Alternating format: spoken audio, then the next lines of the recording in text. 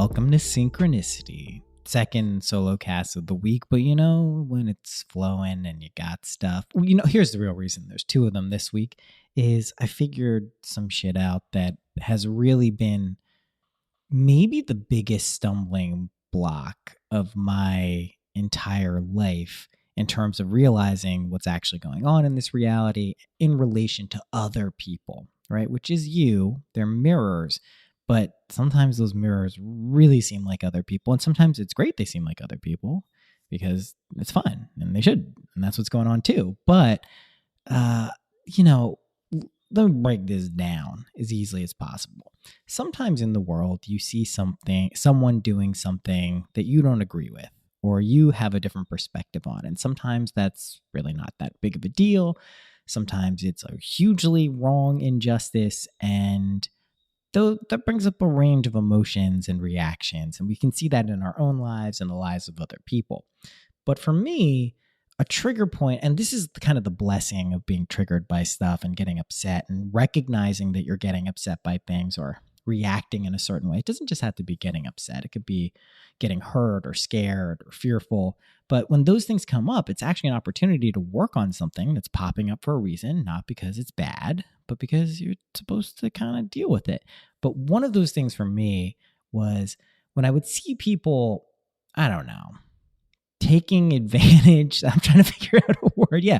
Taking advantage of other people, especially in a spiritual context. And that's a big old vein that can be explored in its own episode, but essentially parroting new age axioms or spiritual, anyone can read a Rumi quote and go read the Rumi quote and it's still packed with wisdom and there's amazing truth to it, but take it from someone who really loved Rumi and would put out quotes all the time. Even then, I got the resonant message of it. That's why I was putting it out, but I didn't understand I really didn't get it. I didn't fully understand it. So partially, this is me dealing with former versions of myself who speculated and didn't understand. So I recognize there's always a kernel of something someone's reacting to or resonating with. But let's be honest, there are also out in the world aspects of ourselves that are pushed out that don't fully understand this yet in linear time and are using some of these terminologies or understandings for personal ego-based, let's just say fear-based reasons. And it used to very much get under my skin and bother me. And I saw it behind the scenes and I see it overtly and I see it around, circles I'm connected to. And I used to get really, really upset at people. And even if I didn't outwardly express it, sometimes there'd be a salty subtweet or something. But even if I didn't outwardly express it, it was internally festering inside of me. And this happens to all of us in our relationships with people we're close to and then just people from afar. Again, I use him all the time because he's a really good example. Donald Trump is this for a lot of people, especially people in a certain age demographic. He's their trigger point. Oh, fuck this guy. Ugh, I can't stand it. But what I realize is there's some dance we're doing here, and it has to do with recognition and discernment in one category and versus identifying and judging.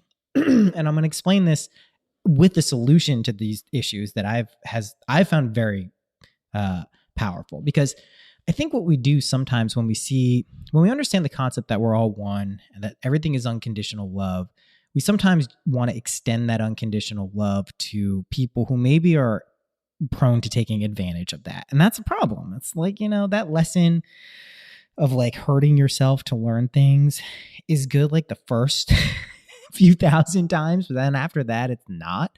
So we want to be able to identify situations where we can recognize what's going on, but not identify with the situation or our reaction to it. And we also want to make sure that we're being discerning so we can choose what we want to do and the relationships we want to have and the things we want to be in the world and dream and imagine. But we don't want to judge other people or ourselves for something. And so I'm going to break this down as best as I can understand it. And I'm going to use an example of something I see commonly in, let's say, the new age, let's say the modern spiritual world. So a lot of times people will, again, put up a quote, speak about something like unconditional love and, use it to essentially build a brand. And I get it. It's effective. People respond to it. Sometimes people have trouble distinguishing what's going on below the surface in people's intentions. So it's an attractive force. So in the past, when I would see someone do that, I would get upset and I would react internally. And it was just not a pleasant situation. I know I'm judging and feeling weird, and I know it's not really their fault, but I still feel weird. It created like a tension spot. So what I recognized I was doing is I was identifying with the opposite polarity of their position. I was like, people shouldn't take advantage of other people. That is fucked up. It's an unfair energy exchange. And I'd position myself on one end. And then once you identify, it's really easy to start judging and condemning. And we know the axiom, whatever you condemn, you become. Whatever you love, you become. So this is what I started doing. When I recognized the person doing something that I didn't like, and I truthfully not judging, just recognizing it and being like, okay, that's maybe not what we should do. Rather than slipping into it and judging, I am discerning about my reaction and implant a better version of that person. My conception of them creates that person partially, especially if you have a very strong imagination. What you believe of other people, if they're not there, you're basically casting a spell on them and creating it for them. And that should be a wake-up call to people who understand this or about to understand it, because that's fucking, ooh boy.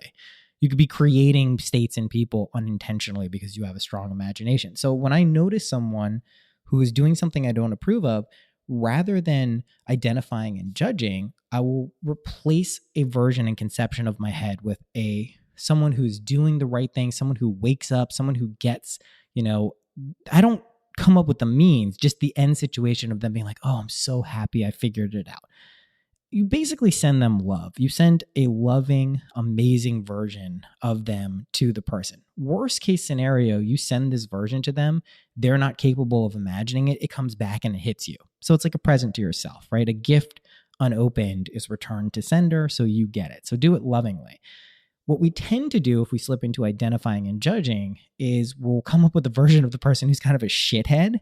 And if they are a shithead, we're just reinforcing their shitheadness.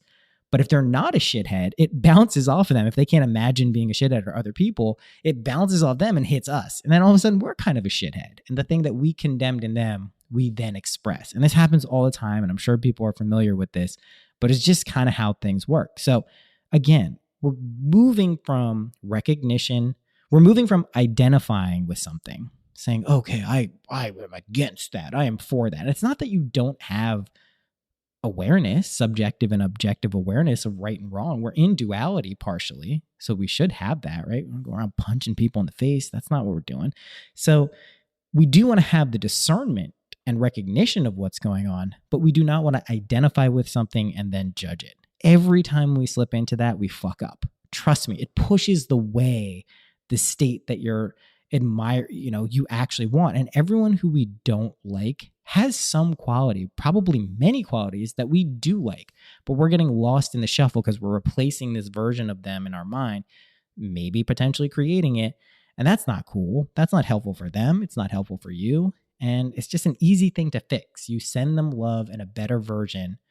Don't have to worry about how it happens, right? It could be for Donald Trump. It could be for anyone. I started doing this, and the only alchemy I can tell you happens is you just stop. You stop giving a shit.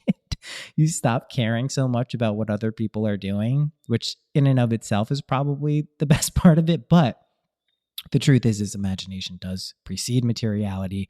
Your conception of them will be expressed in the world to the degree you understand this. So make sure you're not going around and thinking of people a certain way. Because if your imagination is strong, you really are creating that. I know that sounds crazy, but if you understand the I and I, if you understand the unconditioned I am awareness, you understand this is true.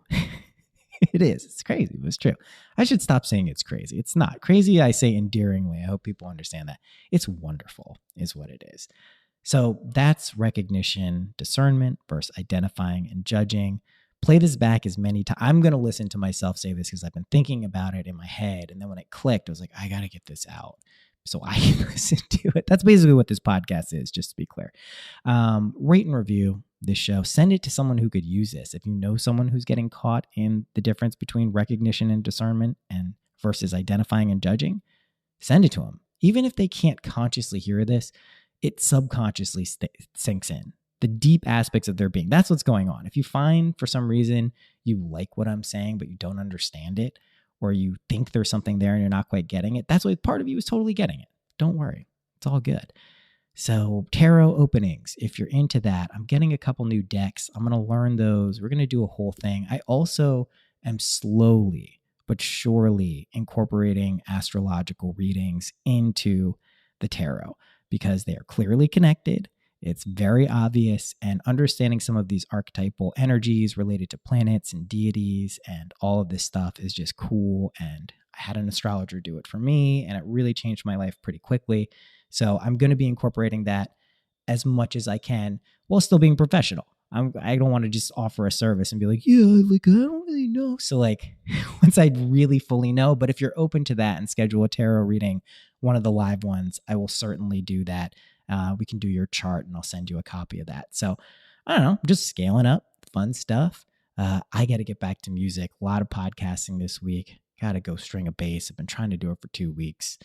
I broke a string, the D string twice. The fuck does that mean? What's the D? D is Svadhisthana, second chakra, sexual chakra. Keep breaking it? I don't know. Sex is good.